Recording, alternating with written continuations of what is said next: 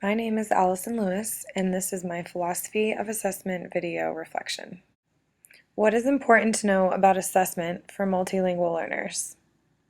It is important for every educator to know and understand the 5 major principles of language assessment and how each principle can be applied to our own classroom-based assessment instruments. Practicality. We must think about time constraints with assessments in order to make them practical. Our bilingual students are reading, writing, speaking, listening, translating in non-native languages and need appropriate time to do so. Time constraints pose huge challenges for these students, in turn making assessments unreliable. Reliability. Assessments require consistency and clear directions, and we have to consider issues of student-related reliability.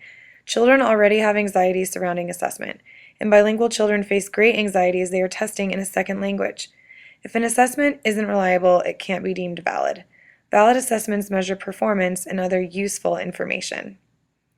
Authenticity is critical as well. Assessments have to include natural language, contextualized items, meaningful topics, and real-world tasks. This is where we see extremely culturally irresponsible assessments. A passage about tree houses, for example, taken from the reading section of Park, will not be culturally relevant for many of our diverse students. Finally, we want to ensure feedback from assessment is not negatively influencing student learning. Our goal is positive washback. In addition to remembering these principles, it is also important to reflect on our uses of oral language in the classroom as forms of assessment for culturally and linguistically diverse learners. Fisher and Fry tell us that English language learners in many classrooms are asked simple questions or often no questions at all to check for understanding. This shouldn't be the case. Our bilingual learners can be assessed through retellings of culturally relevant texts. We can utilize cooperative discussion strategies like Think, Pair, Shares, where talk in native language is encouraged, and teachers should be noticing and assessing nonverbal cues of students, as these non-linguistic forms of communication are still language. For all learners, and our bilingual or multilingual learners in particular, it is imperative that teachers include frequent opportunities for formative assessment. Fisher and Fry, Anne Brown, and Abeywick Rama outline many effective types of formative assessments across all 4 language domains that can be made authentic, incremental, and social for students. In a text from Fairbairn and Jones-Vo, we learn that differentiation is important for multilingual students in assessment. We have to allow these students to demonstrate their content knowledge and skills using a variety of differentiated, authentic, and performance-based assessments, such as collages or journals. Process and product can always be altered. Standards-based scoring rubrics should be differentiated as well according to individual language proficiency levels. The same sensory supports that we include in our instruction should be included in assessment, and we should employ language accommodations like directions in Students L1 or bilingual dictionaries. This course in the CLDE program has opened my eyes to the impact that acculturation has on different areas of bilingual student performance and assessment.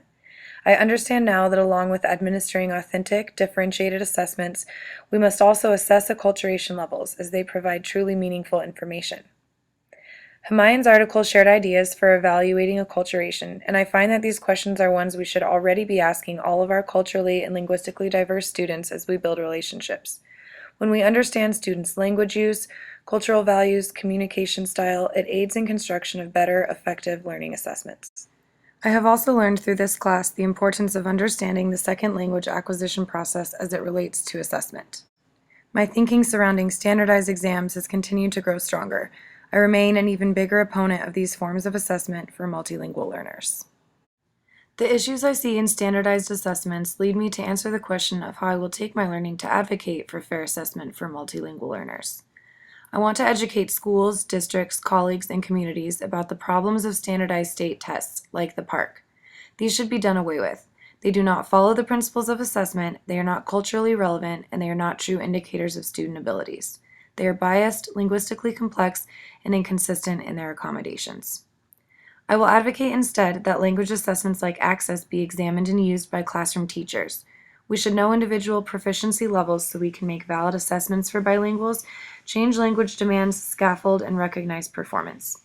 I will also take the time to create assessments for my learners. I will not resort to workbook exams, multiple choice formats, or a one-size-fits-all approach.